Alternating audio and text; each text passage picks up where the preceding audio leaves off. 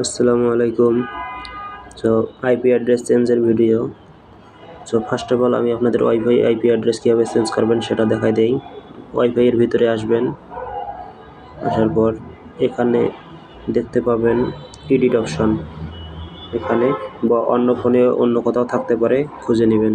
Edit অপশানে click করার পর এখানে আপনারা অ্যাডভান্স অপশন পাবেন। অ্যাডভান্স অপশানে ক্লিক করলে নিচে দেখতে পাবেন আইপি সেটিং। আইপি সেটিংয়ের ডিএইচসিপি এটা আপনাদেরকে স্ট্যাটিক করে নিতে হবে। স্ট্যাটিক করে নেবেন। নেওয়ার পর এখানে আইপি অ্যাড্রেস থাকবে। আপনারা আপনাদের গেটওয়ে আর আইপি অ্যাড্রেস দুইটা মিল রাখবেন। এই দুইটা দেখবেন প্রথম 192.168.1 এটা ঠিক আছে সবাইরে, শেষে 39 আর শেষে 1। আপনারা এটাকে 39কে এই শেষের ডিজিটকে আপনারা চেঞ্জ করতে পারবেন শুধু।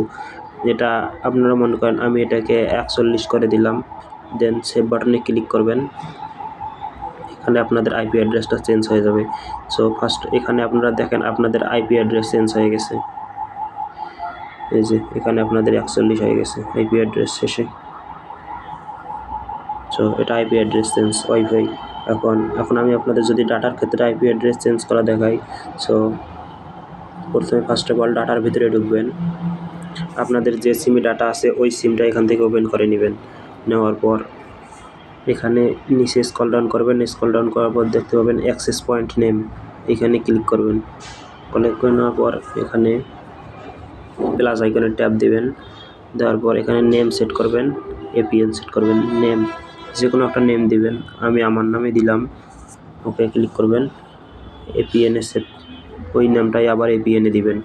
আপনারা চাইলে অন্য নামও ইউজ করতে পারেন, সমস্যা নেই।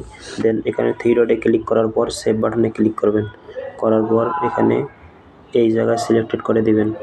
সো এভাবেই আপনাদের ডাটার আইপি অ্যাড্রেস চেঞ্জ হবে।